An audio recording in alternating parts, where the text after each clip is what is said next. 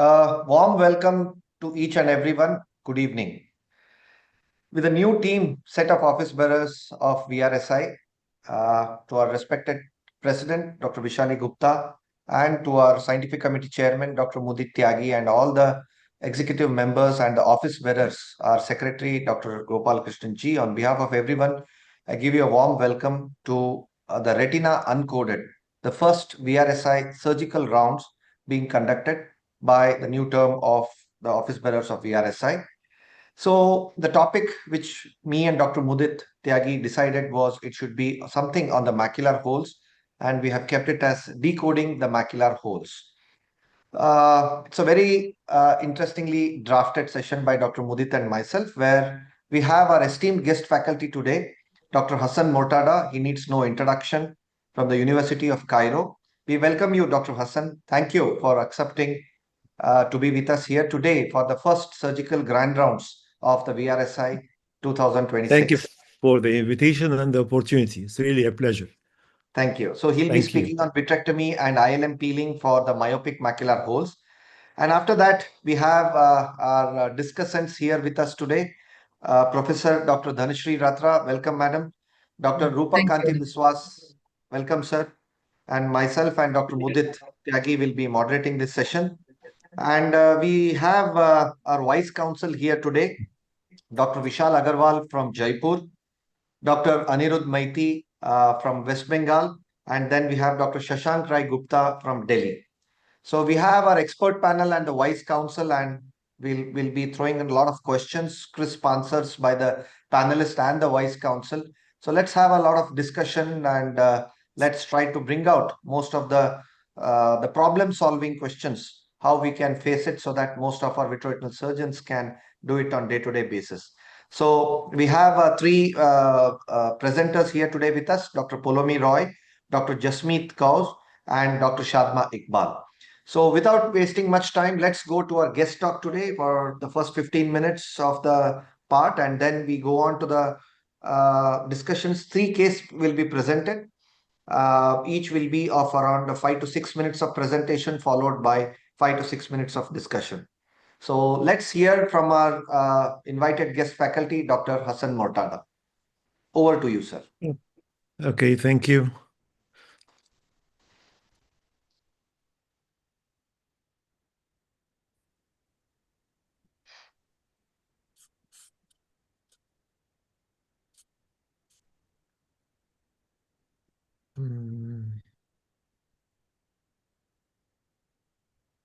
Think that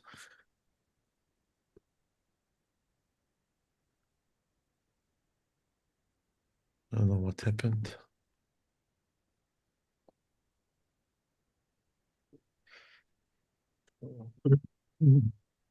You are not able to share your slides, Professor Mortada? What's the No, it's. I think there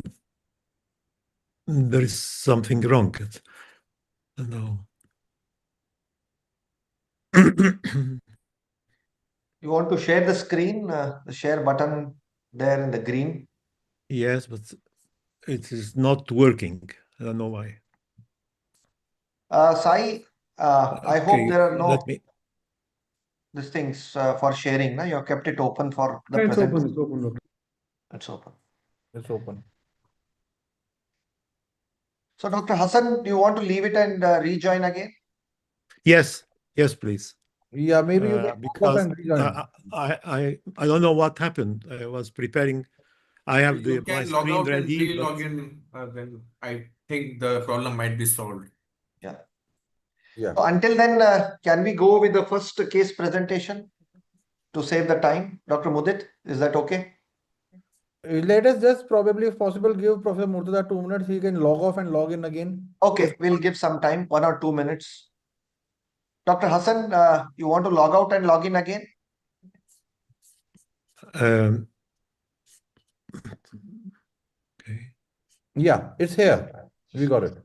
Okay. Yes, Yeah. yes, we are able to see it.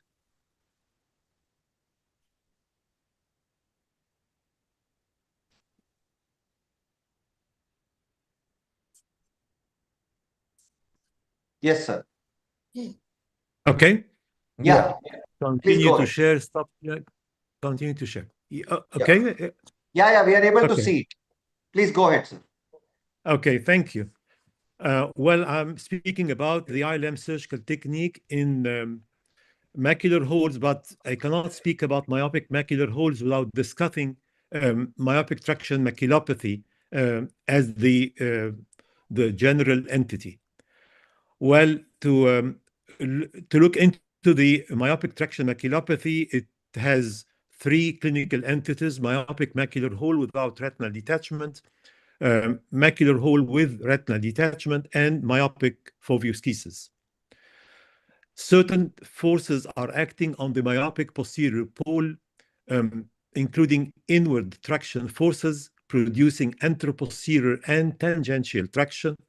And these include anomalous PVD, that is, there is adherent partially detached posterior hyaloid traction with or without vitreoschisis, altered ILM, which I consider one of the most important factors for production of myopic traction maculopathies, and rigid potent retinal arterioles. The other force is the outward traction force produced by the progression of the posterior staphyloma, which in some authors consider it as the most important factor, and I do not consider it an important factor. Well, the current techniques for management of myopic traction maculopathy are actually many, but I consider multi-layer ILM flap as one of the best techniques for management of myopic macular holes with and without retinal detachment, and fovea sparing ILM peeling for the management of myopic foveoschisis. To overcome the problem of the high or the long, very long myopic myopic eyes, overcoming the standard length of the instruments, we know that there is a broad pars plana, and posterior location of the aura. So we can go as far backward or posterior as 6 millimeters and maybe more, and you can at the beginning of the surgery locate where is the aura serrata begins by indentation or by doing trans illumination. And this video shows how you displace the active sclerotomy, usually the temporal sclerotomy, or the nasal sclerotomy, 6 millimeters posteriorly from the limbus. I will start by a short talk about the myopic foveoschisis. Well, when to operate on myopic foveoschisis, when the macula is attached, the patient has no complaint and there is no metamorphopsia, no distorted vision. The patient is able to see far and near, and there is no indication for surgery until the macula is detached. And this is the moment or the time when surgical interference is indicated.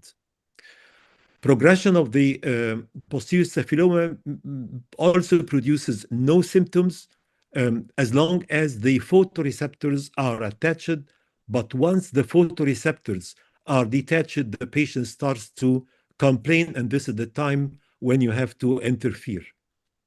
This is to show the progression of myopic foveoschisis from lamellar hole and splitting of the retina in and out to the production of a full thickness macular hole. Another indication is the photoreceptor layer rip, causing sudden marked diminution of vision, which is also an indication to interfere in these cases. Well, to describe the surgical technique, this is how to detach the posterior hyaloid. Usually we need triamcinolone injected in order to highlighten the posterior hyaloid, and then injecting the blue dye, usually injected in the fluid-filled eye, and start the ILM peeling starting from the inferior arcade, and always working toward the center of the fovea, trying to be as slow as possible in order to preserve the flap, the ILM flap, because in these eyes, the ILM is thin, friable, and ready to tear. So to have an ILM flaps, it has to be done slowly, working toward the center of the fovea, curvilinear peeling, bringing all the flaps toward the fovea, and then you may trim the ILM flaps to produce a short flaps, although this is not necessary. This is another case where the foveus caesus is more apparent. The retina is mobile under the, or detached under the ILM. Again, the dye is injected under high magnification. I'm using here the Ingenuity and the Oculus high definition lens. I may use the contact lens, but also I prefer the use of a non-contact lens. The ILM is stained and then it is peeled from the surface of the retina in all directions, bringing the flaps over the over the fovea and not crossing over the fovea, stopping usually around 300 microns from the fovea. This is the post-operative picture, and the results are maintained, and the ILM flaps are also seen maybe years after the operation. Again, this is a case of myopic foveus caesus. This is the post-operative picture after performing fovea-sparing ILM peeling. There is collapse of the caesus, closure of the lamellar hole, and visual acuity improvement. A case of myopic foveus caesus with a lamellar macular hole, epiretinal proliferation, and adherent posterior hyaloid. And this is the post-operative picture with attached retina, restoration of intact foveal contour, and improvement in the visual acuity. Again, these are some also cases to emphasize on the good results of the fovea sparing ILM peeling. A severe case of myopic foveus caesus with anteroposterior and tangential traction. And this is the post-operative picture with the ILM flaps over the fovea, and so on. So the rationale of ILM peeling across the posterior staphyloma, reaching to the edge of the staphyloma for 360 degrees. This increases the flexibility of the retina. The retina can conform to the shape of the staphyloma. The retina may be able to adapt to further elongation of the sclera with time. So fovea-sparing ILM peeling eliminate the post-operative macular hole formation. We proceed to the myopic macular hole with and without retinal detachment. And as mentioned, the multi-layer ILM flap is the usual technique. Again, you have to remove the posterior hyaloid. Here I'm using the green filter on the Ingenuity, which enhance the visibility of the posterior hyaloid. And again, peeling the peeling the internal limiting membrane, also again towards the fovea. You have to stop 300 microns at least from the edge of the macular hole. Otherwise, you are going to lose the flap. And this is continued all around, trying to reach to the edge of the staphyloma. Again, working slowly. The movement of the forceps is usually tangential to the surface of the retina, taking care not to hit the edge of the staphyloma, which may be an intraoperative complication of this technique. Here is the flaps over the macular hole under perfluorocarbon liquid. The flaps are brought over and not inside. And then the fluid-air exchange. This is air. I do not use even SF6 in these cases because the volume of the globe is enough to have a large bubble of air sufficient for closure of the hole. The preoperative, this is the postoperative picture and of the last case, and this is the improvement was 0.6. Again, this is the preoperative and the postoperative pictures with improvement in the visual acuity and the restoration of the ellipsoid zone and the external limiting membrane, the preoperative and the post-operative pictures with closure of the hole. Now we proceed to macular holes with retinal detachment, but limited to the posterior staphyloma. This is an example of such a condition, again, with stained with the blue dye. The ILM is peeled, working towards the macular hole and trying also to reach to the edge of the staphyloma, bringing the flaps over the macular hole. And I'm saying over the macular hole and not stuffing it into the hole, because if you stuff it into the hole, you may interfere with the closure of the hole.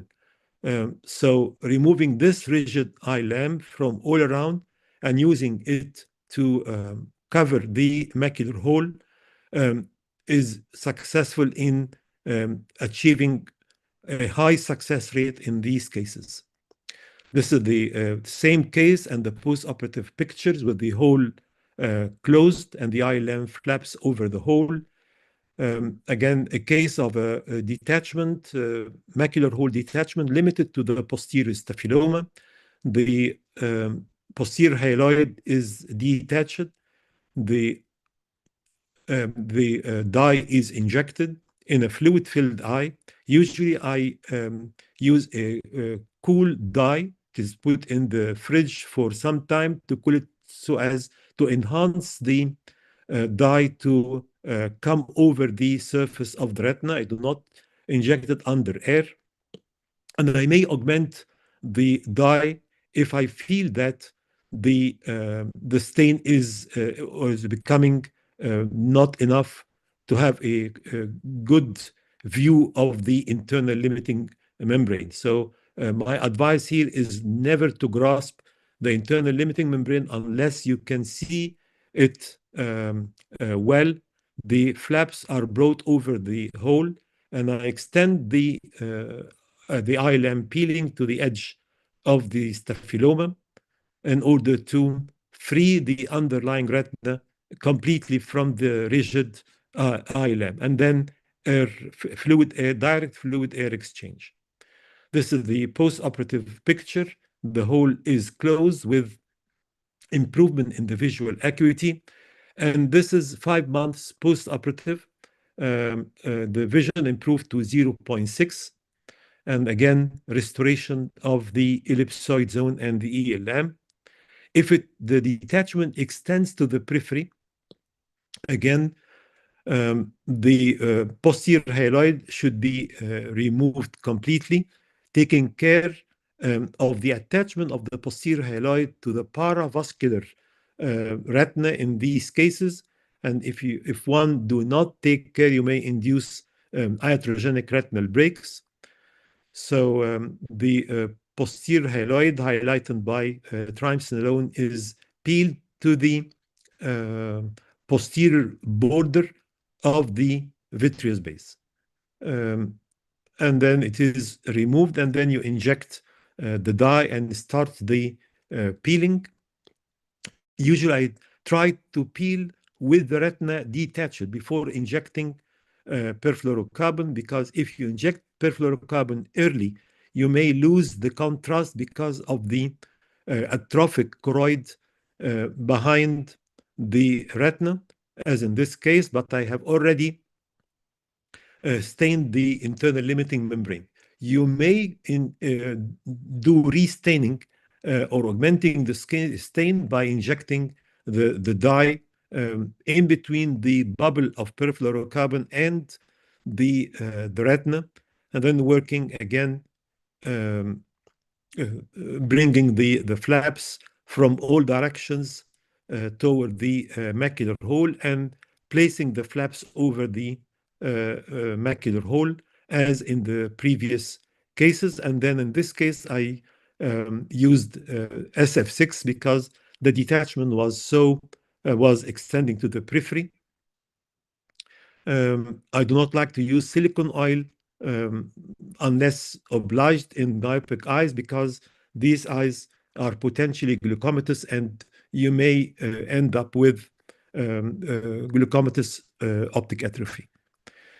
This is a case of macular hole detachment with some PVR. Again, with the stained eye lamp, it is brought over the macular hole.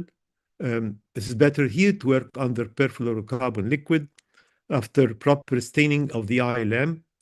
And under the perfluorocarbon liquid, you bring the eye lamp flaps over the macular hole, bringing it from all directions. And you may extend the eye lamp peeling to the past the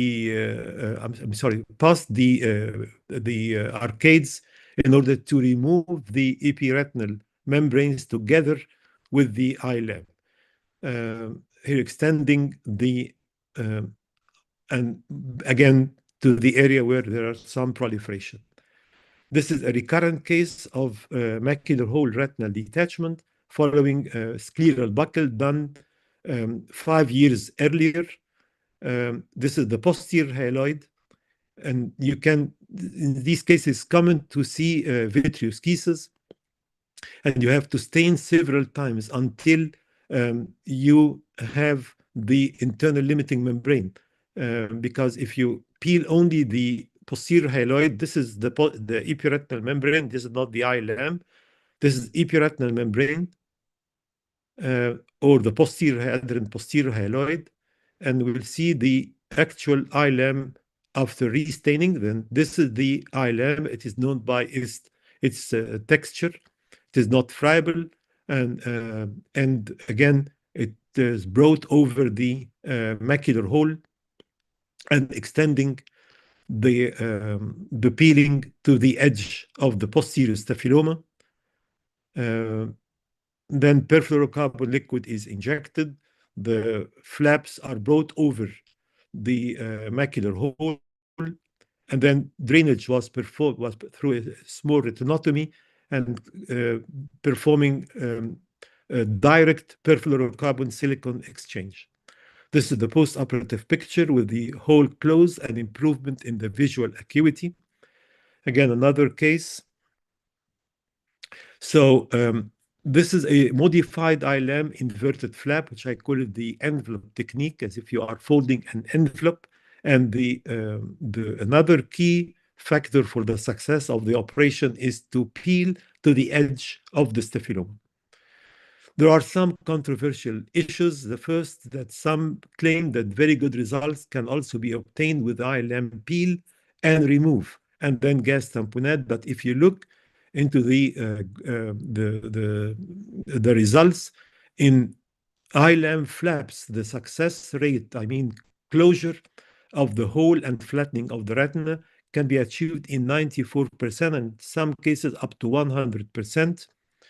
The other controversial issue is that eye lamp plug can interfere with anatomical closure and affect functional outcome. As I mentioned, the flaps are placed over the hole and not insinuated and not stuffed into the hole.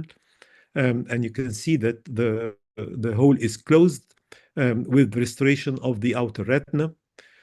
The posterior staphyloma is the real problem in myopic macular holes, so a macular buckle is needed as recommended by many authors. But this is the case that I did macular buckle, but you can see that the retina is attached, but the hole is still open. But if you perform an multi-layer flap, the hole is closed, the retina is attached with marked improvement in the visual acuity.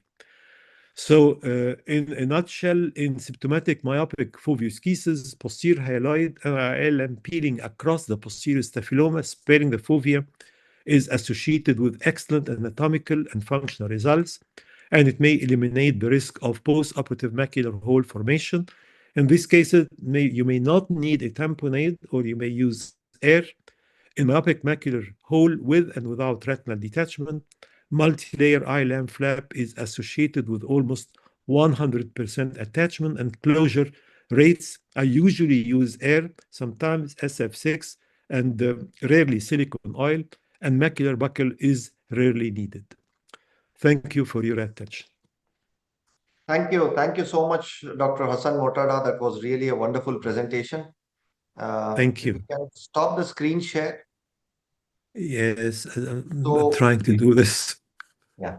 So we open it to our discussants. I think we'll first go with Dr. Dhanashree Ratra, madam. Madam, we all know that the myopic foveal cases is believed to be because of the premacular vitreous traction and the rigidity of the ILM and the retinal membrane. So the ILM peeling ensures complete removal of all the premacular vitreous traction and decreases the retinal rigidity so that the retina better adheres to the posterior staphyloma. And of course, as Dr. Hassan Motar said, I think there's a very interesting article thing which was published in 2024 in BMC Ophthalm regarding the ILM peeling versus FSIP, that is fovea sparing ILM peeling for the myopic foveal cases. And I think they have done around 9 comparative studies with 350 eyes, where they included FSIP, that is the fovea sparing ILM peeling, versus the general standard ILM peeling in cases of myopic foveal cases, not involving the macular hole. First, let's discuss on that. The macular hole definitely requires more of ILM peeling. We all know that. But in the non-macular hole group, so when they did that comparison and they found out that the post-operative visual outcome was also better in the FSIP group as compared to the complete ILM peeling group. But they, however, also concluded that the macular hole formation was possibly slight higher in the complete ILM peeling group in the myopic foveal cases case as compared to FSIP, that is the fovea sparing ILM peeling group. I think it's now well established that in any cases of these myopic foveal cases that the fovea sparing ILM peeling has to be done. One thing is to prevent the further macular hole formation because of the increased axial length and the structural changes which might be happening in these cases of myopic foveal cases, which might lead to the further macular hole formation in these cases. So I think that is very well evident. The second point I want to discuss is, as he said, I think in the first slide I saw, should we not do a macular buckle? But we all know that coming to the posterior staphylomas in cases, he also showed in one of his last case that in increased posterior staphyloma, along with macular hole, I think the buckle does have. But first, let's discuss about the ILM and non-ILM peeling in the in these groups. So first, we'll quickly have comments from Dr. Dhanashree, madam, please. Yeah, thank you, Srinivas, and a wonderful talk, Dr. Hassan. Thank you. Yeah, I agree with you, Srinivas, that we should do a fovea sparing ILM peeling in situations where there is foveoschisis, extreme foveoschisis with neurosensory detachment, but no macular hole, because there is a risk of precipitating a macular hole if you are doing a complete ILM peeling. As you mentioned, the risk has been shown to be very high.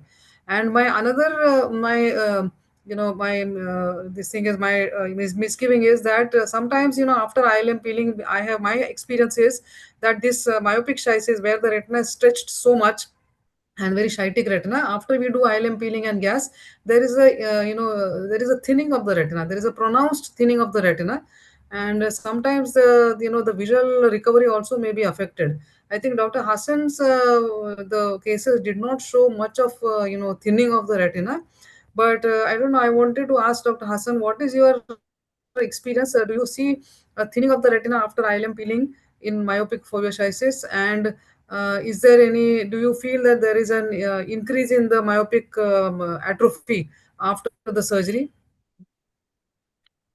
Very good question, and difficult to answer. Well, it is important to peel the ILM in eyes with myopic foveal cases, and I think it is also important to peel it up to the edge of the staphyloma. So our aim, our target is to increase the flexibility of the retina in the area of the staphyloma to allow it to conform to the shape of the staphyloma and to prevent the formation of macular hole. And I think the advantages we gain by doing this technique are higher than the disadvantage of this technique also in term of thinning of the retina. Well, in these patients, the retina is already thin, and I think it is difficult um, to have an evidence that the retina is getting thinner in these patients. You may have this in a normal retina, but in a myopic retina, it is difficult to say that this retina is becoming thinner. The relation of this technique to the progression of the chororetinal atrophy is also difficult to prove because these eyes will undergo progressive chororetinal degeneration and atrophy, whatever, even without any surgery. So I think the technique is important to achieve stability of the posterior pole, prevent the formation of macular holes, and achieve long-term stable vision in these eyes. I hope I answered your question. Yeah, I agree with you that ILM peeling is required. But this is an observation that once the fovea chysis, when the chytic retina, gets compressed and all the chysis goes away, it somehow it leads to a slight Yes. thinning of the retina. Yeah. Okay. So And also, without if the schisis disappears and then all the retinal layers came together, this may increase the thickness of the retina or improve the thickness of the retina, and you may not have uh, also any clue that the retina is getting thinner. Okay. Thank you, Dr. Hassan. Thank you, Dhanashri Madam. I'll move on to the Vice Council, Dr. Vishal, Dr. Anirudh, and Dr. Shashank. There's a very nice classification which has been done in 2025, which says that maculoschisis only without lamellar macular hole. Where there is inner or outer macular schisis, surgery might be unnecessary, but when the inner and outer macular schisis is there, if vision deteriorates, then surgery becomes necessary. So my question now is, when the surgery is indicated, not just on the visual acuity, but also on the anatomical parameters. The paper says anything 2025 and beyond can be attempted vitrectomy so that the visual deterioration doesn't happen or the myopic foveoschisis deterioration doesn't happen. But however, 17% of the eyes have lost 1 or 2 Snellen's line when they touched at 2025. So the question goes here is, according to the Schisis Report 3 done by Yusuke Oshima et al., which they say that they have divided into V1, V2, V3. V1 is 2025 or better, depends on the surgeon. Worse than 2025 to 2050, and people who are between 2060 to 200 are the actual candidates for the vitrectomy with fovea sparing ILM peeling. Now the question goes to the Vice Council is, we all know that if vision deteriorates, everybody does that. But when the vision is still good, to prevent the further deterioration, many surgeons have attempted in doing vitrectomy and fovea sparing ILM peeling. Your views, please. We'll open with Dr. Vishal. I will never try a prophylactic surgery to prevent the progression at 2025 because it might look very simple in Dr. Hassan's hand, these beautiful surgeries, but believe me, we all have done these surgeries and the visualization with poor contrast of the ILM is very tricky and n number of complications can occur. I would only do the surgery when the photoreceptor layer is detached and the vision is 2060 or beyond to 2020, or there is a recent progression of vision loss. Never for prophylactic purpose that it will not progress. So my take is very clear on that, that I will never do it at 2025 or even 2040.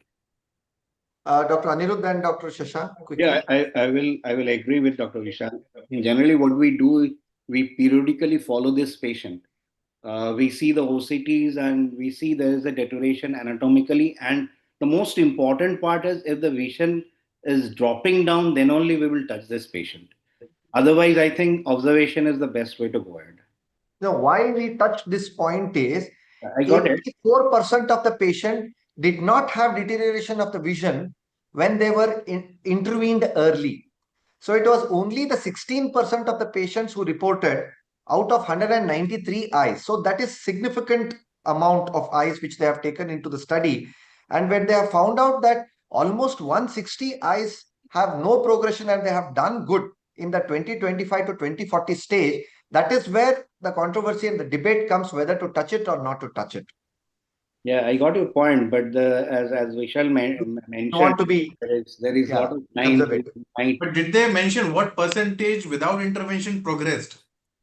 See, if you are observing around 20 eyes a year, you're seeing how many eyes do progress beyond 2040. Some people do not progress all their life. Yeah. No, but That is a what significant the factor. study they have included is all the progressive eyes only they have included in that 193 in the SKYSIS So report. many Dr. of your Shashank, eyes which you see in your practice do not progress ever. They come for follow-up, they are okay with one line drop, but rarely they progress. Sometimes we are surprised to see the vision is unaltered, although the anatomically there is a lot of Very bad, yes. So the Srinivas, the dictum we follow is let the patient demand the surgery rather than you be itchy to do the surgery. okay. So one line simple answer by Dr. Gupta. Thank you. Dr. Rupa Kanti Biswas, last two questions. Last thing about the myopic foveus cases is, as Dr. Hassan Motar said, whether to do buckle or not to do buckle. In which stage you would go in for the buckling in these eyes with full thickness macular hole, or as Parolini Barbara has staged it as stage 1, 2, 3, 4, where she says that a macular detachment with posterior staphyloma are the ideal cases for doing the macular buckle. So I just wanted your opinion on the macular buckles. Yeah, I think this is a very relevant question, and the way Dr. Hassan showed, and congratulations for the excellent surgery showing to us, sir. The you. most important is that key now is how much it is. There is no as such proper algorithm that as such you say that this amount of the staphyloma is going to, if you are even if you do a fovea sparing ILM peeling, and the retina is going to settle. So when you have a significant, I use the term significant amount of the staphyloma, combining macular buckle along with fovea sparing ILM peeling probably has a better outcome when you have an associated macular detachment in presence of with or without macular hole. So the my take will be when you have a significant amount of the posterior staphyloma. So approximately the curvature of the staphyloma is at least of more than 30% of the curvature of the average curvature of the retina. So if it is more than that, we need to understand the stretchability of the retina also has a limit.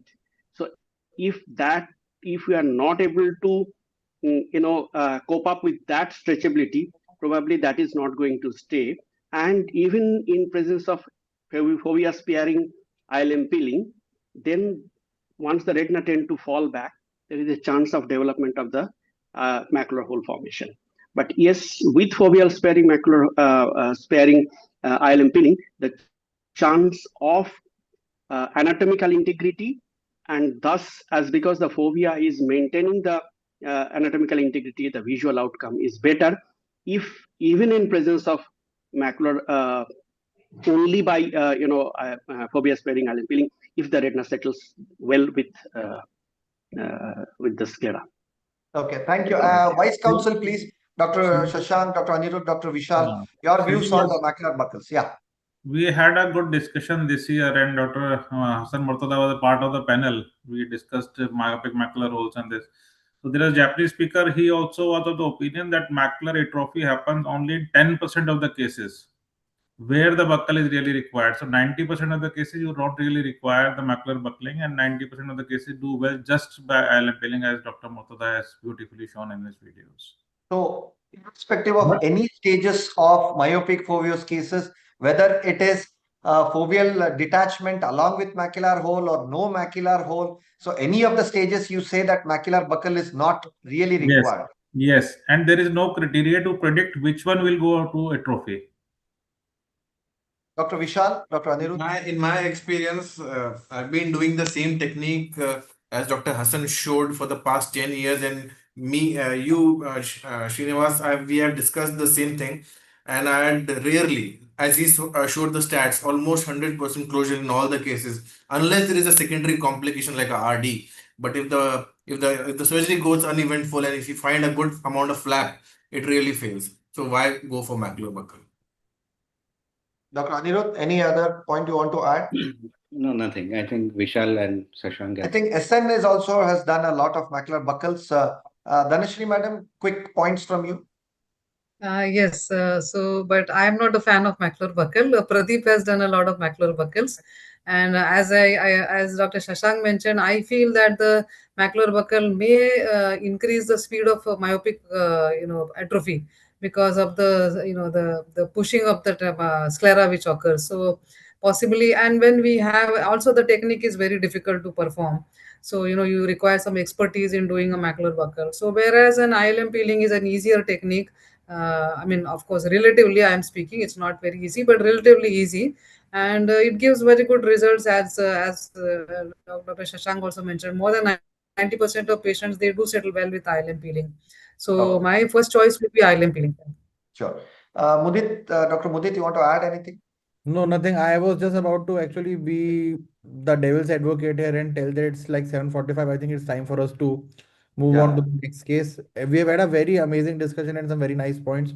Just one last question before Professor Mohtada goes is that do you do a more extended peeling in your myopic cases as compared to what you would do for your conventional macular holes? Or is the size of your ILM peeling the same as what you would do otherwise? A good question, but usually I do an extended ILM peeling. So I fashion the flaps if it is a macular hole.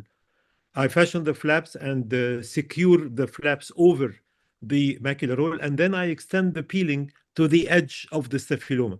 It is difficult to peel the ILM past the edge of the staphyloma because here I don't know why. What is the anatomy in this area?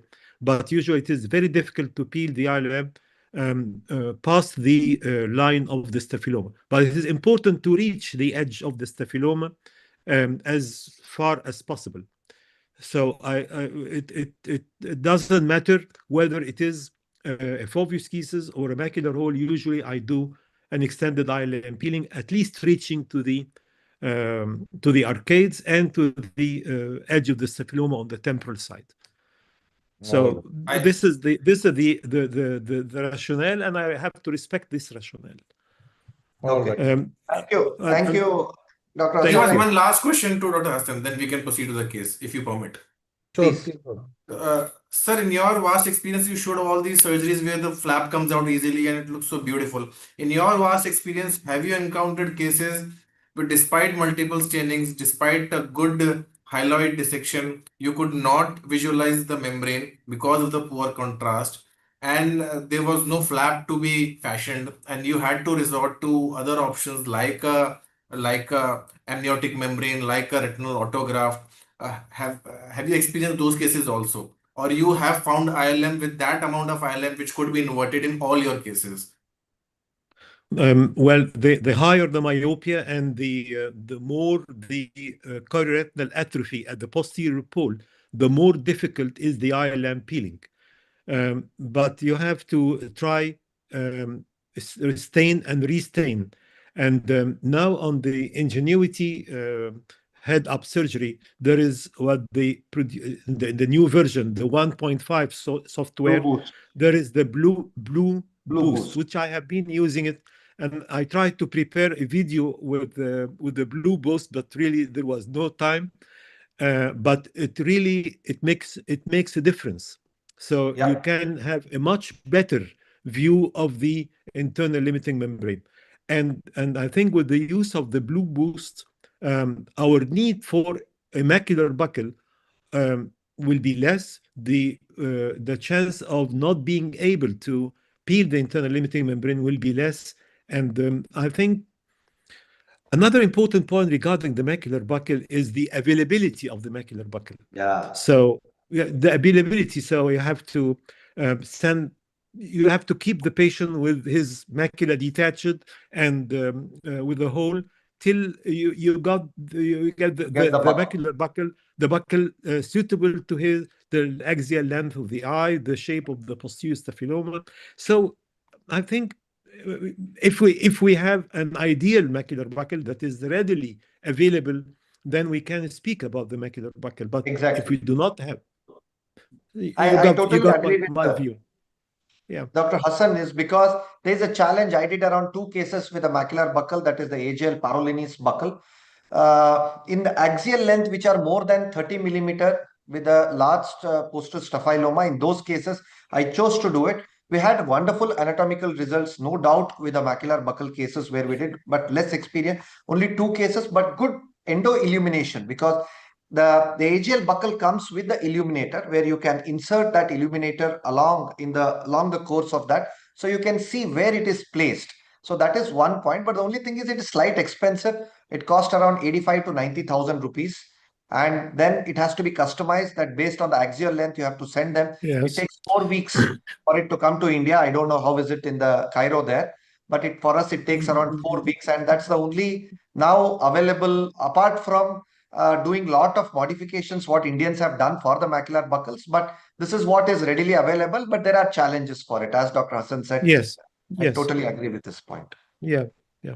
Thank you, Dr. Hassan. Please stay with us for the rest of. We have last 3 case presentations, very interesting case presentations we have. Please stay with us. And now I request our first presenter, Dr. Polomi Roy from Shankar Netralaya. So she'll be presenting on tips and tricks for flaps in macular holes. 5-minute presentations, Dr. Polomi, and then 3-minute discussion by Dr. Dhanashri, madam. Share my screen, sir? Please.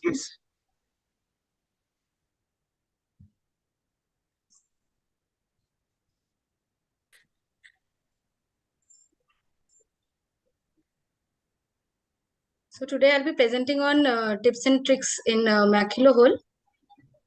I'll go case by case. First case is 16-year-old female with a history of left eye firecracker injury.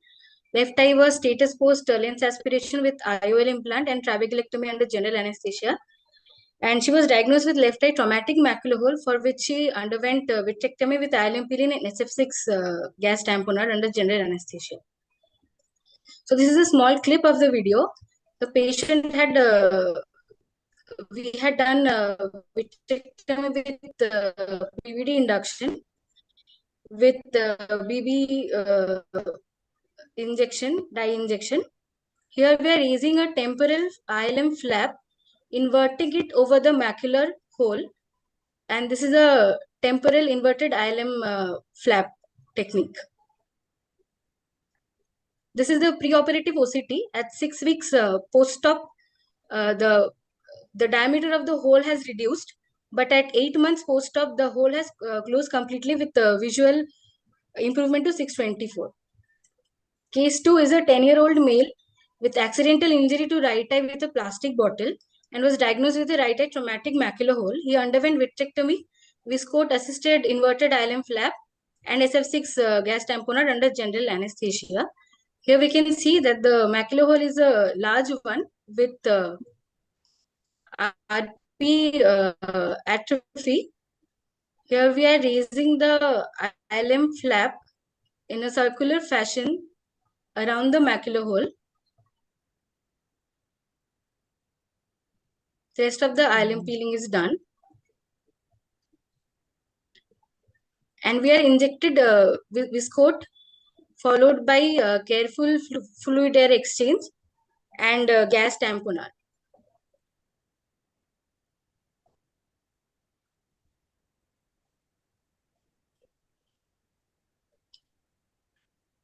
So here we can see compare the pre and post-op OCTs, and at 6 weeks post-op the vision has improved to 624. Now case 3 is a 53-year-old male patient, known case of primary open-angle glaucoma, diagnosed with a right eye full thickness macular hole. He underwent phacoemulsification with IOL implantation, vitrectomy, ILM peeling and SF6 under local anesthesia. Here we are doing the PVD induction with complete vitrectomy, followed by brilliant blue injection. And here we are raising separate ILM flaps from separate places. Base is attached to the edge of the macular hole. And we are inverting the flaps over the macular hole, one on top of the other, like the leaves of a cabbage. This is followed by careful fluid air exchange and gas tamponade. The cabbage leaf technique actually helps in preventing displacement of the flaps. Again, pre and post-op OCT shows complete hole closure with visual improvement to 680.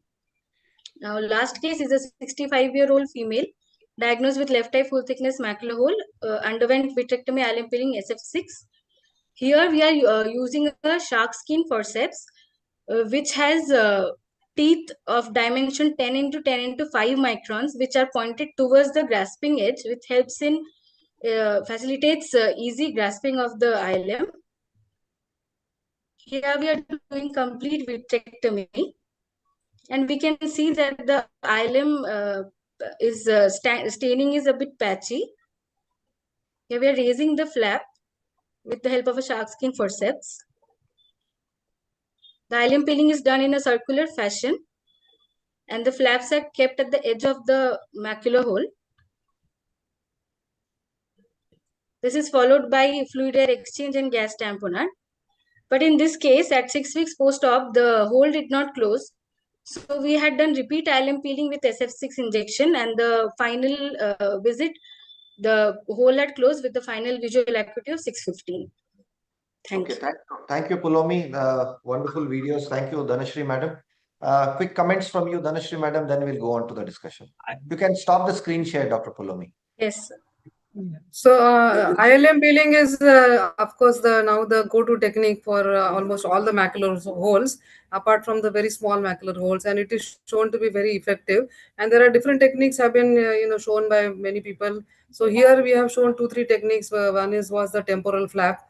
Sorry, madam. Pulomi, can you please stop the screen share? Pulomi Roy. Yeah, continue, madam, please. Yeah. So we have shown the 2-3 techniques here. One was a temporal flap, and another was that cabbage leaf flap, and also one technique where we have used viscoat to keep the flap on the macular hole. So these techniques, various techniques can help you, of course, but you have seen that in 2 of the cases, the macular hole did not close in the first step also. The main idea is that there should be a contact with the ILM with the macular hole area. So that is if there is no contact, then your macular hole may fail. So initial 24 hours are most important, where you must have that ILM flap in contact with the RPE in the macular hole. I believe that probably gives the success. Somehow in some situations where a patient may not have maintained the prone position, or there may not have been complete fluid removal. So there is a possibility that there's some fluid layer where the ILM, floats over the fluid layer, and that does not have that appropriate contact, which may have led to failure of the macular holes despite a very good ILM peeling technique. So yeah, maybe I will open the discussion to the rest. Thank you, Dhanashri madam. Wonderful cases. Thank you very much. Open to the Dr. Hassan and the Vice Council as your choice of flap, whether it is inverted ILM peeling, whether you call cabbage, whatever technique you call it, inverted ILM peeling will restrict to. In which type of cases, whether it depends upon the size of the hole that you choose to do inverted ILM flap versus temporal flap. Dr. Hassan, Dr. Shashank, Dr. Anirudh, and Vishal, quickly. Well, I'm using the multi-layer flap technique for almost all cases. I tried some years ago using the temporal flap technique, but usually this flap may become dislodged or become re-everted, and then you ask the patient to come into the operating room again. But with the multi-layer ILM flap and all the flaps are brought over the macular hole, there is no chance for these flaps to become re-everted or to lose the flaps. What I noticed in the one of the previous videos, although it's nice, very nice surgery, that she came very close to the edge of the macular hole, and and maybe because of the turbulence of the fluid or during the fluid air exchange, the flaps may have been lost. So this may account for the non-closure of the macular hole. But if we stop a good distance from the edge of the macular hole, I think the flaps will be preserved, and the chance of non-closure or failure of closure, I think, is minimal. Yeah. So, Srinivas, I tried a lot of temporal flaps initially. There are two issues with the temporal flaps. One, Dr. Murtada has already mentioned that they can evert and we lose contact with them. And the only good thing is that you can get a large flap. The other thing is that all around the hole, so you're peeling from the temporal side only, so you're not freeing the retina to come and close it. Another issue was that there is a lot of non-closures which used to close late. So there was a lot of SRF still remaining with the temporal flaps. So as on today, with holes less than 500 to 600 microns, I am doing complete ILM peeling. More than that, I am doing multiple flaps or cabbage technique that we Dr. Murtada nicely showed in the last videos also. Yeah. Thank you. Dr. Maiti and Dr. Agarwal? Yeah, I do most of the cases the multiple flaps, and most of the cases actually they do pretty well. As Dhanashri Madam mentioned about that visco plugging, this happens once in a while doing an inverted flap. The flap actually comes eccentric; it doesn't fall back on the macular hole. So you can actually put a visco and reposition the flaps, and it works pretty good. Fantastic. So that makes me to come to the question to Dr. Vishal. I know that you also peel it under the PFO. So under the PFO, you still peel it, or you use any other adjuncts, or no adjuncts for doing a multi-layered ILM peeling? Always under PFO and always in every macular hole, except in myopic macular holes, because after PFO injection, the contrast is reduced because it's opposed to the atrophic choroid. Otherwise, every peeling under the PFO. And one more additional point, I think there is no role of gas tamponade in such cases, because in contrast to the tangential traction relief in ILM peeling, this is a plug-in technique. So it's already plugged in. So there's no water to seep in. So even air will suffice, and the patient is, has navigational vision after a couple of days. So I have stopped using gases in this. I Yes, think I what is just the advantage of doing under PFO? Like, so what is Yeah, your so logic? many advantages. First is that you don't have to trim the flap because they curl on itself. Second, the dislodgement, the flap does not dislodge. And even if there are small bleeders during the peeling, it will tamponade by itself. It does not expand. So there are multiple advantages. Just a small bubble. It's not a huge amount of PFCL you are injecting. Just a small bubble. Just less than the Generally, arcade boundary. I give Dr. PFO Maiti, just RGB to flash. add to this, because we have published that in IGO as well, doing it under PFO. So as Dr. Vishal rightly said, you don't have to take very large flaps, just one disc diameter or one whole disc diameter away from the hole. You can just bring that and it stuffs on its own. Because of the specific gravity of the PFCL, the hole doesn't float, the flaps doesn't float. It gets stuffed inside the macular hole. It gets pushed like a sandwich. And then while the main disadvantage is flap dislodgements. In any of these, even if you see as described by Mikulivska in the early paper, 14% of flap dislodgement was even noted in most of these cases. So under the PFO, when you try to peel, it really gets stuffed inside the mac hole. And then when you're removing or doing a fluid air exchange, a small this thing I do is I tilt the eye so that the PFO comes out of that macular hole bubble area and then continue with the fluid air exchange. With this technique, we have seen zero flap dislodgement or even a single flap getting everted. So that is one advantage. Instead of putting viscoat, it might work. I'm not telling no, it might work, but this is another technique which usually works well, and we have seen least flap dislodgement in these cases. The disadvantage or rather advantage of putting visco, it stays there for some time. PFO, in any case, we are taking it off, so the flaps can be disorganized after taking It does not. It does not. It Actually, does it not. does not.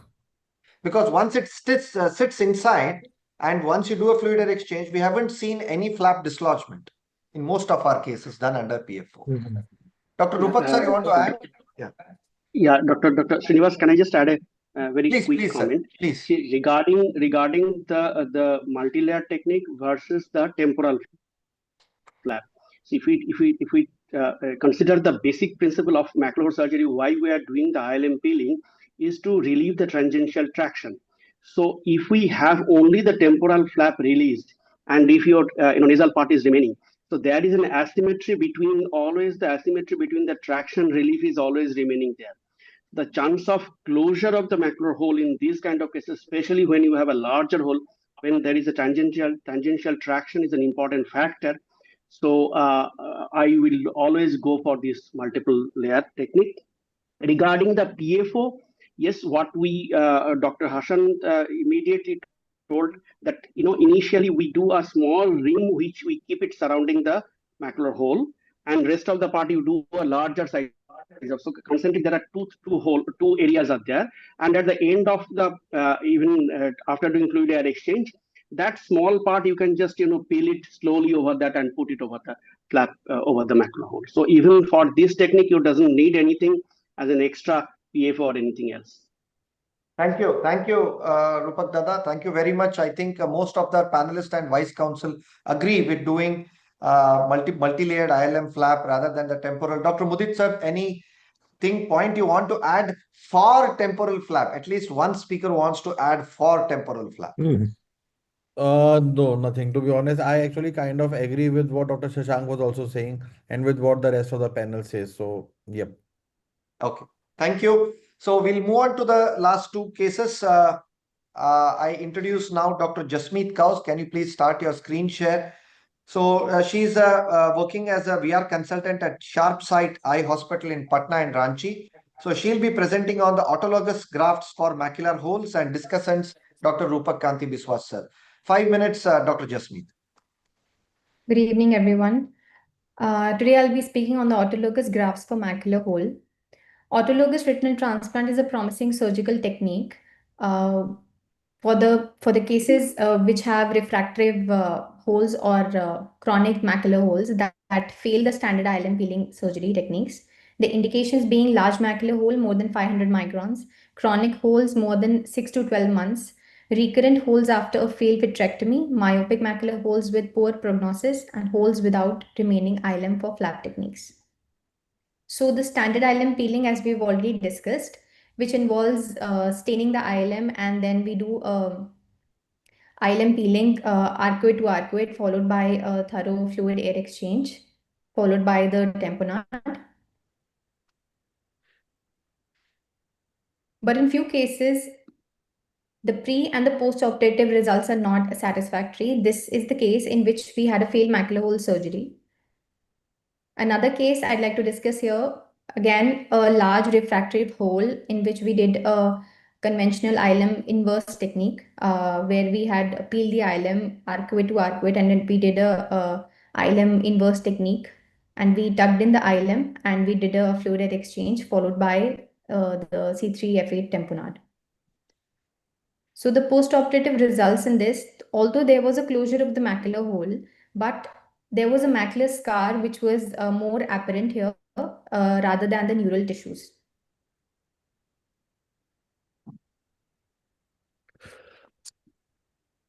So autologous retinal transplant involves harvesting a patch of the peripheral neurosensory retina to plug in the macular hole, which achieves a closure rate of 97 to 100%.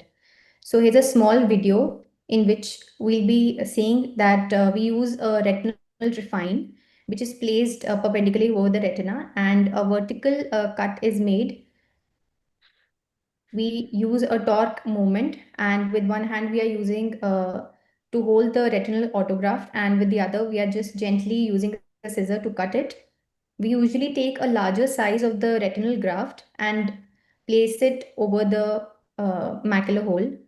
The trephination is done under normal saline, and after placing it over the macular hole, which is done under fluid air exchange. And now we are gently plugging the retinal graft over the macular hole under air, followed by the C3FA tamponade. And we'll be doing an barrage laser in the area from where we have taken the graft. So usually a graft which is taken is 10 to 15% bigger than the actual macular hole size. This is to avoid the displacement of the graft over the macular hole region. So trephination is a controlled circular full thickness retinal graft technique. The rationale for trephination is it produces a uniform circular graft. It minimizes the irregular edges. It reduces the manipulation time. It may decrease the graft folding, and it allows predictable sizing. So here is the pre-operative picture of the case that I just shared with you. And thereafter, the post-operative picture in which we can see a beautiful closure of the macular hole. And we can see that the neural tissue integration is nicely made, and it is not turned out to be a macular scar rather than a neural tissue integration is there. Sorry.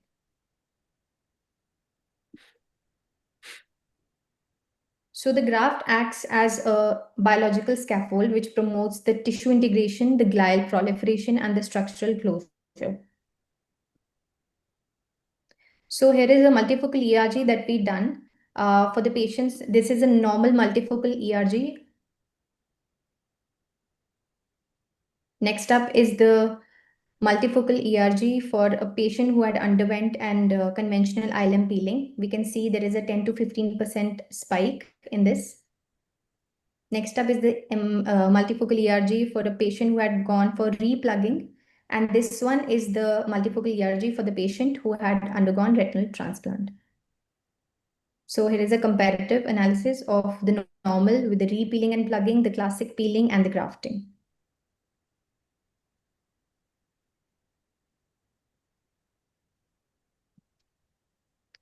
There are few literature that I'd like to share with everyone that in cases of retinal autograft in which we had taken for the macular hole surgery, there was a reperfusion and the integration of the retinal graft was maintained in the surrounding retina.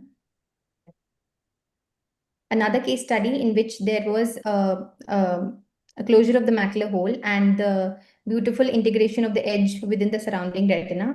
Although there was a few of the retinal neovascularization seen with a few leakages, but which resolved at the end of 3 months. These are another case publications for the autologous neurosensory free flap retinal transplant, which Dr. Rupa Kanti will be discussing in the next. Thank you. Thank you, Dr. Jasmeet. You can stop your screen share. Rupa, sorry, Dr. Srinivas, can I just request Dr. Jasmeet to be on the screen because I will be discussing from here itself.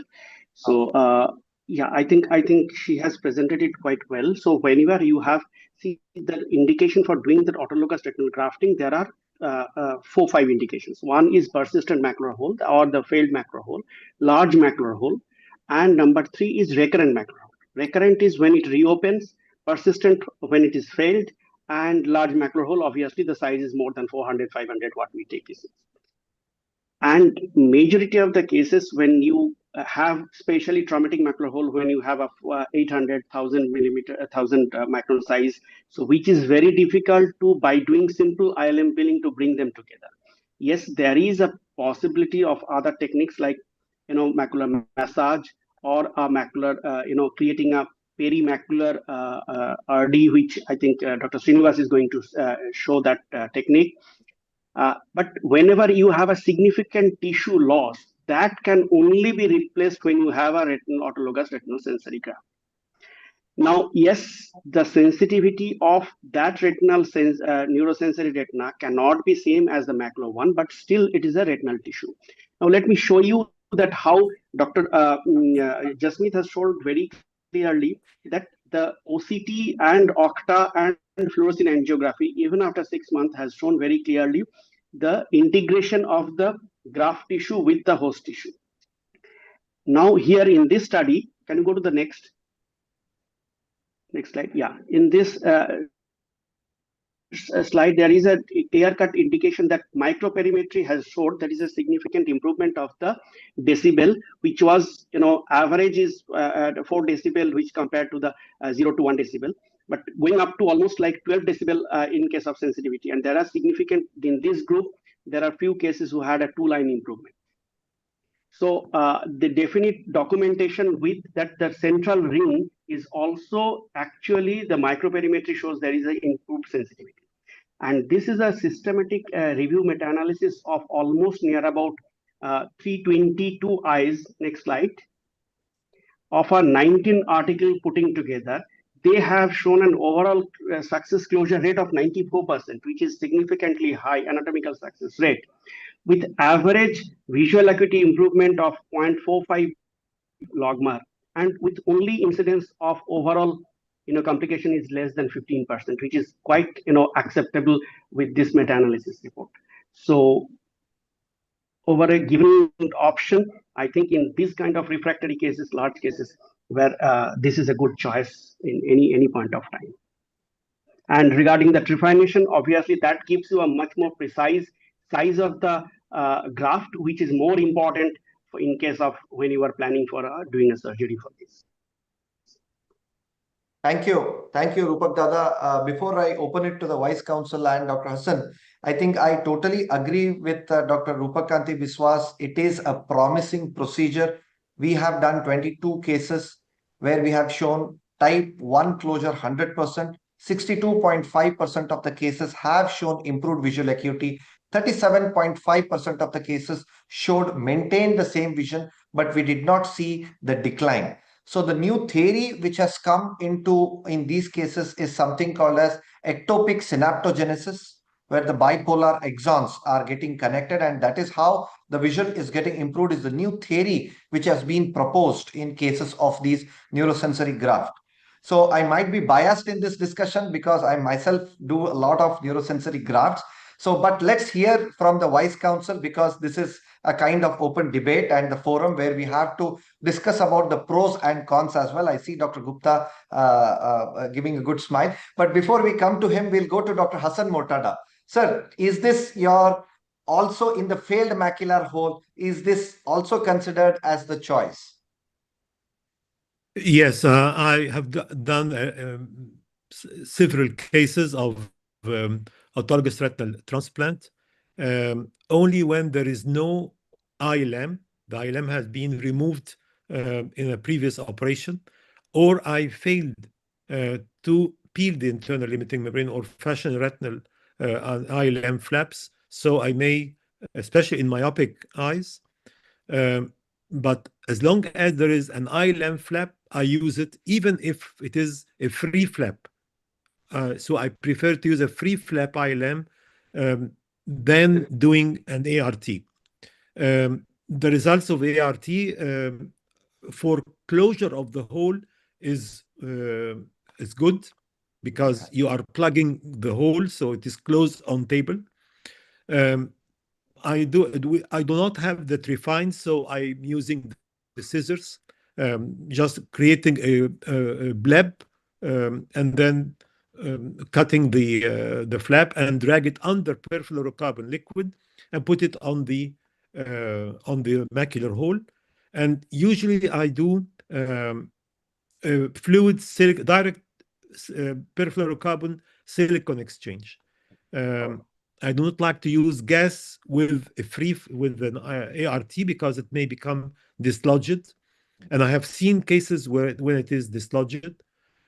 So it is a good technique for closure of the hole. Whether it is associated with improvement in the visual acuity, I'm not sure.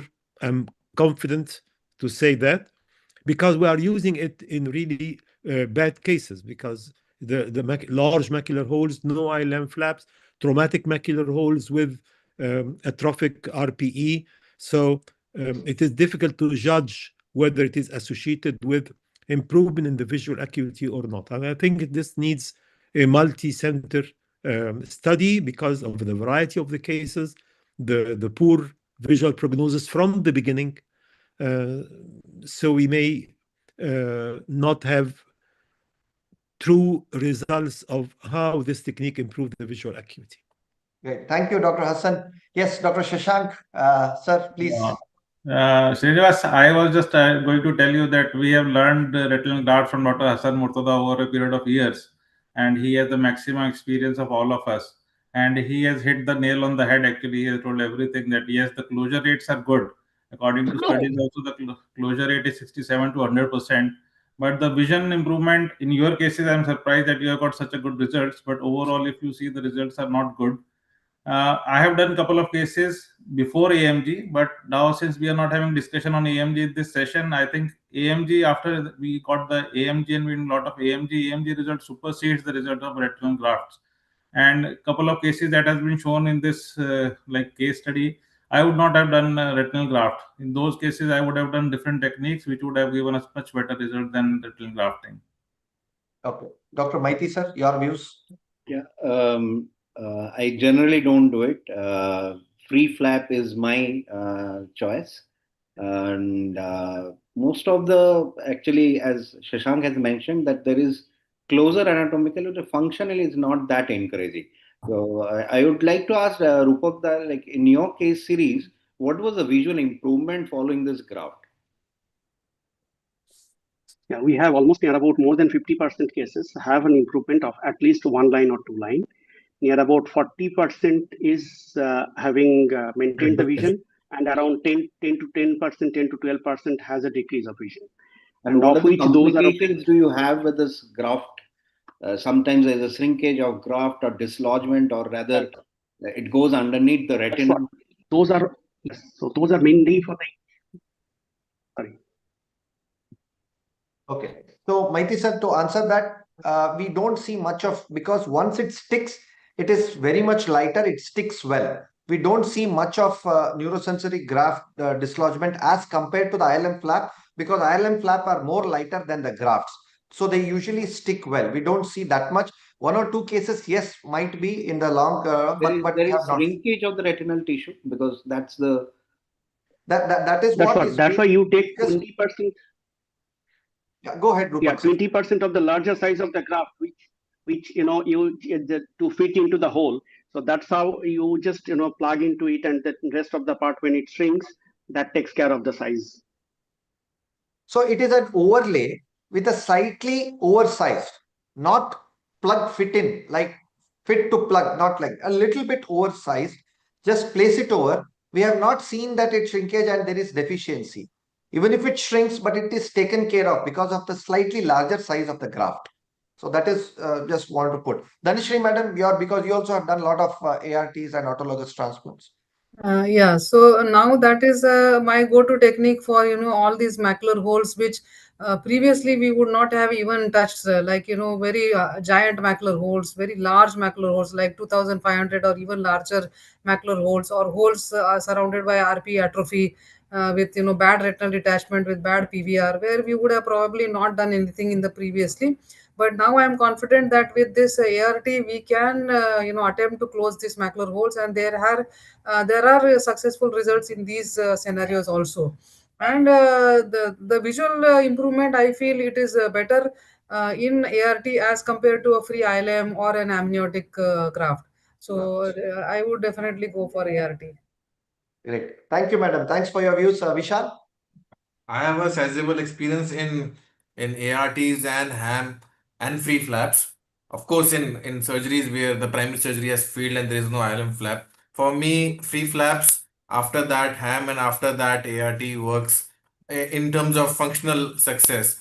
It looks good on the OCT. I'm talking of ART, but unfortunately, in my cases, the vision has not improved significantly. A line of improvement, I do not consider an improvement because that can be subjective. It's not objective evaluation.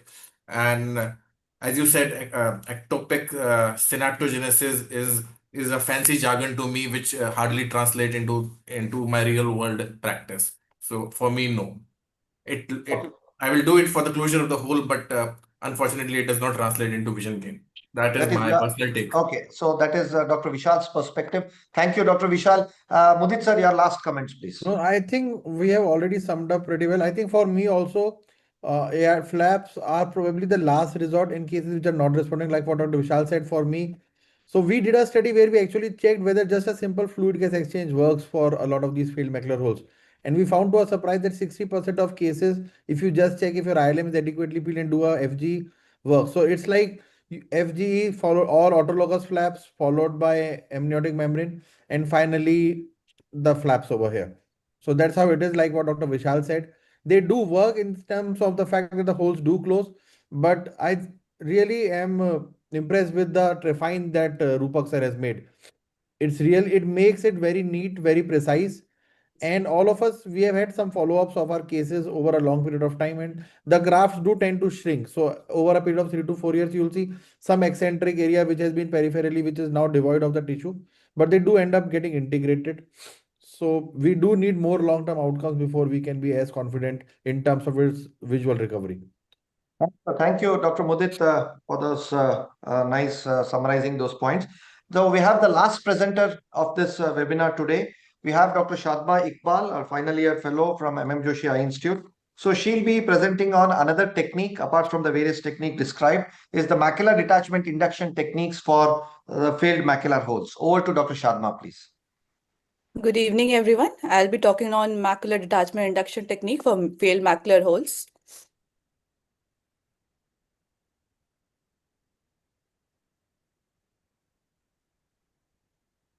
So, FTMH closure occurs in around 10% of the cases, as reported by many authors. And when it remains open after the primary surgery, it's called refractory holes. And the limitations associated with the same is absence of ILM to peel and non-feasibility of ILM inverted flap. So the risk factors for refractory holes are size greater than 500 microns, duration greater than 6 months, inadequate peeling, and inability of the patient to keep the post-op posture. Whereas the etiological causes are myopia, trauma, history of uveitis, presence of any macular diseases, and the whole configuration with flat edges.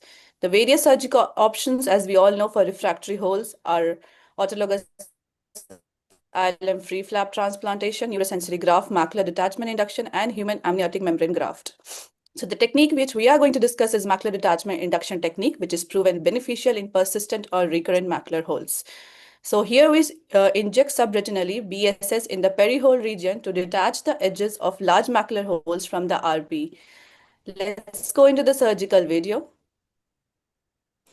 So this case, we have done vitrectomy with ILMP in the primary surgery, but there was persistent FTMH. So we decided to go with macular detachment induction technique. So we are injecting using 42 gauge needle, subretinal BSS, inferior, temporal, and superior of the macular hole.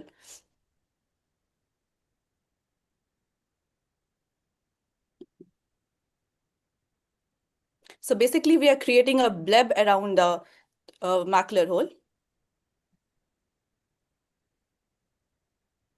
And then we proceeded with fluid air exchange.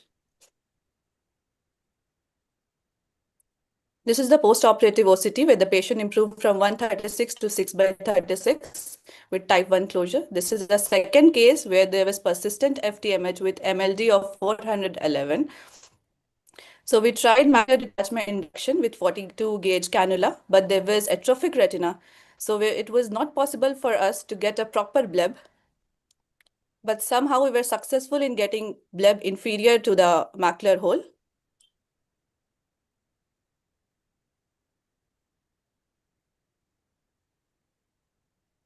And then fluid air exchange was being done.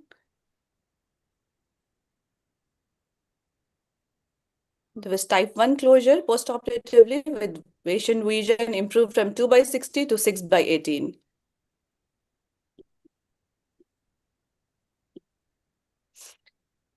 So we did all in the primary surgery, complete ILM peeling, but still the hole did not close. Why? Because the problem was not just the traction, but it was rigid underlying retina. So what happens in chronic macular holes? There is tight adhesions formed between the RPE and neurosensory retina around the macular hole edges. And when we inject subretinal BSS, there is lysis of those adhesions around the macular hole edges, and that increases the elasticity of the retracted edges and helps in the hole closure. So this slide shows the benefits of macular induction technique that separates tight adhesions of retina and RPE and reduces tension and stiffness that is intrinsic to retina and causes a 360-degree lysis around the hole, allowing the edges of the hole to reapproximate. So closed study group has compared different surgical techniques for large macular holes, and they have noted macular detachment induction works well for extra large macular holes and even for giant holes that is greater than 1000 microns with a closure rate of 87.1%. So this study has shown improved anatomical and visual outcome in complicated cases like persistent or recurrent holes with macular detachment technique, whereas Romano et al. Has shown closure rate of greater than 80%. And anatomical closure is associated with BCVA improvement. Complications with macular detachment induction is rare, but some authors have noted parafoveal RPE irregularities because of iatrogenic mechanical stress induced on the RPE and outer retina. So from iLM-free flap transplantation to macular detachment induction, the spectrum of surgical options for refractory holes continues to expand, and the macular detachment induction provides a controlled biomechanical reset in refractory holes. It enhances the retinal mobility, promoting anatomical closure and providing potential visual recovery in previously failed cases. So macular detachment induction technique, it should be considered in any case where a 360-degree ILMP with a 2-disc diameter radius was previously performed, as retina becomes intrinsically stiff after ILMP. So when performed with meticulous technique and careful case selection, it converts a surgical dead end into a second chance for vision.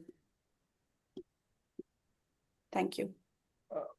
Thank you so much. So Srinivas, let me probably, because you are a discussant, if I can ask a question from you and from Dr. Please, Shadma. please, Yeah. sir.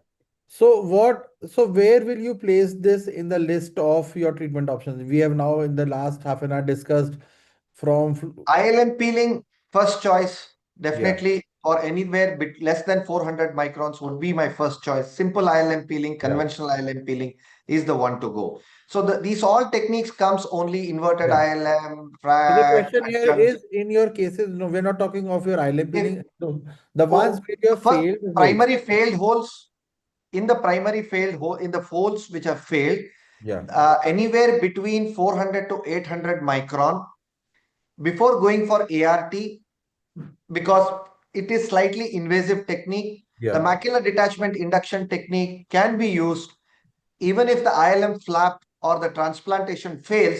Then this would be my third approach before going in for the ART. Of all course, right. it depends upon case to case basis, but I have tried in 3 or 4 cases. It has worked well. The only thing is the nice bleb formation is very, very important here. And as Shadma nicely explained, the 360 lysis, that is detachment of the whole edges to the RPE. That is where it is preventing the macular hole closure rate. So if you detach, the 360 lysis happens. If you see that video, when you do a fluid air exchange, the bullosity comes to the center and it has to detach the complete 360. The flap has to, the edges of the hole has to raise, the fluid has to come out. And that is when you put down the endotamponade, that is when it is going to give an ironing out effect. That is what was first described by one of my mentors, Dr. Lam, Dr. Rajiv Muni, later published it, where he has shown around in 10 cases, I think 8 to 9 cases where he has shown improvement. If you don't want to go to the amniotic grafts or the ARTs, I think this is a good procedure to first try out with. Thank you. All right. Can I ask one question? Please, Yeah, Dr. Dr. Anirudh, Dr. Shashank, both have their Yeah. hands raised. Yeah. Srinivas, it's a very logical procedure because we have seen in a detachment with macular hole, the closure is pretty good. Maybe the logic or the science behind it is same. My question to you, because we have seen this procedure performed by Curl Class few years back in ASRS, and what he did, he induced the RD very close to the macular hole, not away from the arcade. So, what is your explanation, like inducing in a detachment away from the arcade? Like we saw Excellent in the question, video. Dr. Maiti sir. the hole size, if it is large, then it is always better to induce it a little beyond the posterior pole. If the hole size is small, then you can start inducing within the arcade of the posterior pole. But we don't induce it at the paramacular bundle. The only Because 3 points if you I'm see in telling this would that be we the have inferior seen that arcade. it is not that far behind where the RD has Yeah, been. if the hole size is large, then you can always try it beyond. Hole size is small, that is around 500 to 600, then you can do it within the posterior pole. So, Mudit, can I put Yeah, my yeah, point? please, Shashank sir, please go ahead. So I have done this technique in 6 to 8 cases, 7 or 8 cases, I think, and it has worked well for me. So my indication for doing this is the cases where there is no edema at the edges of the hole. Okay. So you can consider is it like type 2 closure kind of a holes which fails. So the logic Srinivas has very beautifully pointed that we need to have elasticity of the retina for them to come close and close. And again, the size of the hole dictates how much elasticity of the retina you want. So you need that much, you need to go that much closer or away depending on the size of the hole, as Srinivas has told. So the cases which have failed, but they have edematous edges, like pregnant drawbridge, I don't use this technique because they are already elastic and they will close only with the FAE or maybe some kind of grafting, maybe ILM or AMG. But the Great. cases which have edges like this or which are not edematous, in those cases, this technique works beautifully and I have got maximum closure. I don't think any of the cases have failed. And most of the cases, we have a good vision also. So this technique has its place, but we have to fine tune the indications where it has to be used. No, I think that's a very Excellent great point point. which Dr. Shashank has brought out is flat closed failed MAC holes, where you Yeah. see in the preoperatively that it is completely adhered to the RP and it is not lifted. I think these are the cases, that's where it works. The rationale is to have 360 lysis and try to separate from the neurosensory edges of the macular hole to the RP. I think that is one of the beautiful point made. Yeah, great And point. I have also used ILM flap or AMG flap just to maximize the closure in these cases. So if there is ILM and there you have a configuration that we have just discussed, you can do an ILM flap along with the induction of the RD in these cases. Brilliant. Rupak Dada and Dhanashri madam. Just one point is here. Sorry, can I just? Yes, please go ahead, sir. Yeah, yeah. I think the earlier in this kind of type 2 closure, what Shashank was describing, if we do the earlier you do the intervention, the success rate is also important. So the timing of doing the surgery in case of failed surgery, the timing is also important here. Yeah. Agree, sir. Madam.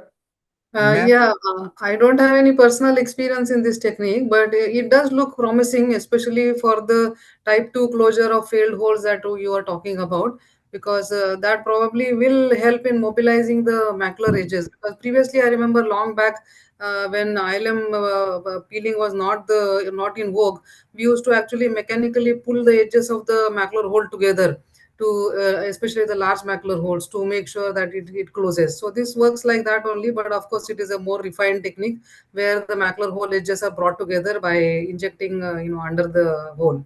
So I think that is a good technique. One more thing is that people are doing massage over the holes. I don't think that is required at all. That is just inducing the trauma. Just inducing the detachment works well. yeah. Excellent point. That was missed out in this.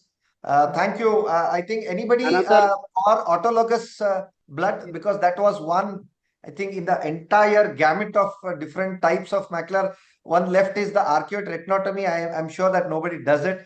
Any experience on the autologous blood before we close? So I have used autologous blood, but the point is that if you look at it, the literature also is not very convincing, and all that is there as a rationale or an idea in support of it is the fact that it's got some growth factors which apparently are supposed to help in a better closure. But autologous blood in isolation doesn't work. You can either use it as an adjunct along with your graft or along with your autologous flaps or along with your AMG. But in isolation, just putting an autologous blood is not going to be very beneficial. The hypothesis is that if you have put or injected growth factors, which are what are supposed to be there in the autologous blood, it will probably lead to a better healing and better outcomes. But the literature is not very conclusively supportive of that. Thank you. Very unpredictable outcomes. So we Exactly. used to do autologous blood much before the ILM peeling, but very unpredictable. So it went out of vogue. Srinivas, there is one more description was there along with this macular detachment. They have done a ILM repeeling, so the enlargement of the ILM peeling area along with macular detachment. So they are describing both the traction is more relieved. But again, once you are relieving this traction by doing this detachment, I don't think that has a role. Any opinion from that? Sir, in most of these cases, we have already peeled a pretty large size of the ILM Sufficient peeling. amount. Sufficient amount has already been peeled. That is when we go to next of these techniques, because we agree whether it's inverter or the extension of the peel, because most of these areas, even though you see most of the surgeons doing, even Dr. Hassan you saw, inverted ILM peeling, but he still extends it beyond the posterior pole. So some surgeons might argue, when the inverted ILM peeling is already closing the hole, why you need to extend it up to the posterior pole or up to the arcades? So I think most of the cases, most of the surgeons do extend it beyond that. But beyond the arcade, I have no experience, sir, and I usually don't intend to do it also. Same here. So I think if there are any final comments from any of our vice counsel or ma'am or Dr. Rupak sir, or Srinivas, if you have to add anything, we have had a very nice session and we have had a very nice discussion and probably gone over the nitty-gritties and nuances of a lot of techniques which are involved in macular holes, from initial parts to what happens when you have got failed macular holes. So any other comments or any input from everyone, or I think we are good to close. Dr. Secretary Saab, Dr. Mahesh? I just have one suggestion, that maybe we could come up with some algorithm where we can, have indications for each technique and like what to do. That would be very nice. So maybe the VRSI, Yeah, VRSI secretary and scientific chairman both are here. Yeah.